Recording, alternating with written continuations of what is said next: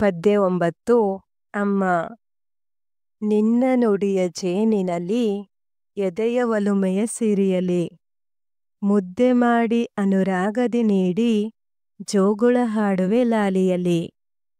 ಮನೆಯ ಮೊದಲ ಪಾಠಶಾಲೆಯಲ್ಲಿ ಗುಟುಕಿಟ್ಟು ನಭಕ್ಕೆ ಹಾರಲು ಕಲಿಸಿ ತಪ್ಪು ನೆಪ್ಪುಗಳ ಮರೆತು ಕರುಣೆಯಲ್ಲಿ ಊಟೆಯಂದದಿ ನೆಗೆನೆಗೆದು ಬರುವ ಅರಸಿ.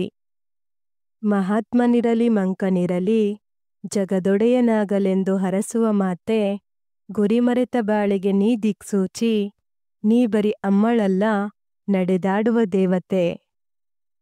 ಕೃತಿಕಾರರ ಪರಿಚಯ. ಕವಿ ಜಂಬಣ್ಣ ಅಮರಚಿಂತ.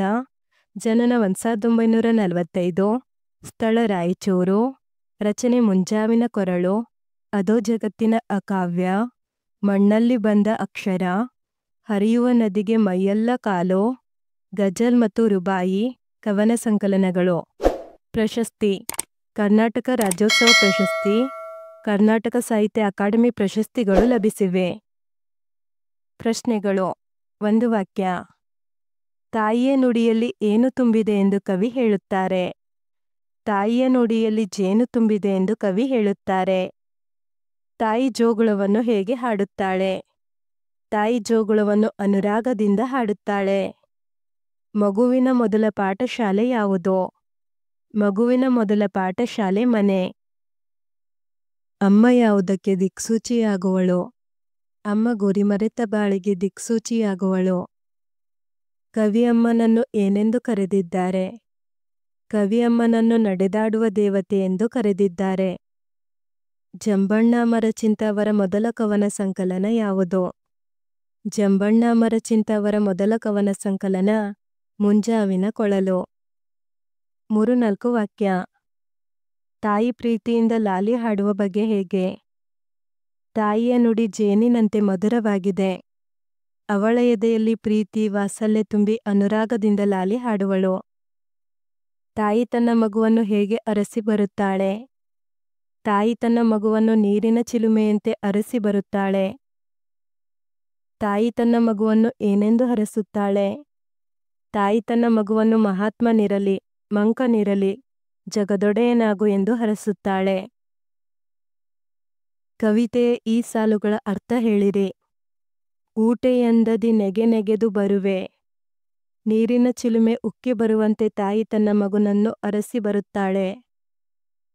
ಮಹಾತ್ಮನಿರಲಿ ಮಂಕನಿರಲಿ ಜಗದೊಡೆಯನಾಗಲೆಂದು ಹರಸುವ ಮಾತೆ, ತನ್ನ ಮಗ ಮಹಾತ್ಮನಾಗಿರಲಿ ಮಂಕನಾಗಿರಲಿ ಅಂದರೆ ದಡ್ಡನಾಗಿರಲಿ ಅವನು ಜಗಕ್ಕೆ ಅರಸನಾಗಲೆಂದು ತಾಯಿ ಹರಸುತ್ತಾಳೆ.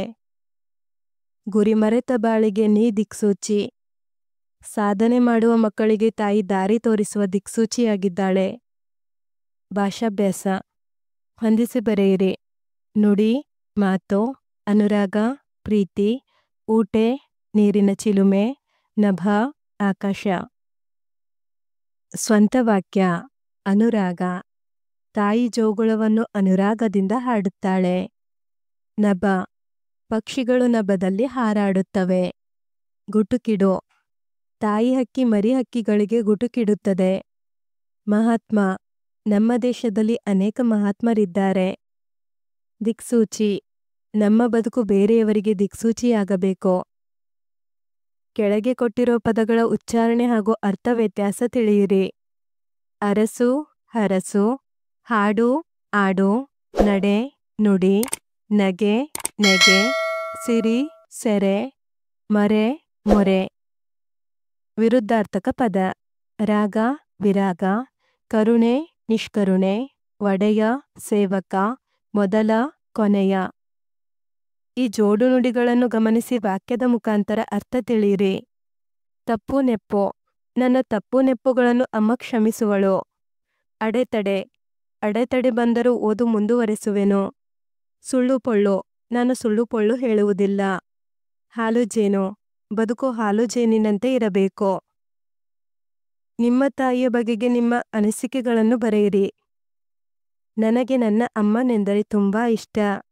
ಅವಳು ನನಗೆ ಸಿಹಿ ಸಿಹಿ ಅಡುಗೆ ಮಾಡಿ ಬಡಿಸುತ್ತಾಳೆ, ಓದಿಸುತ್ತಾಳೆ, ಬರೆಸುತ್ತಾಳೆ, ಕತೆ ಹೇಳಿಕೊಡುತ್ತಾಳೆ, ಮಲಗಿಸುತ್ತಾಳೆ, ಮುದ್ದು ಮಾಡುತ್ತಾಳೆ, ಆಗಾಗ ಗುದ್ದು ನೀಡುತ್ತಾಳೆ. ಧನ್ಯವಾದಗಳು. Don't forget to subscribe.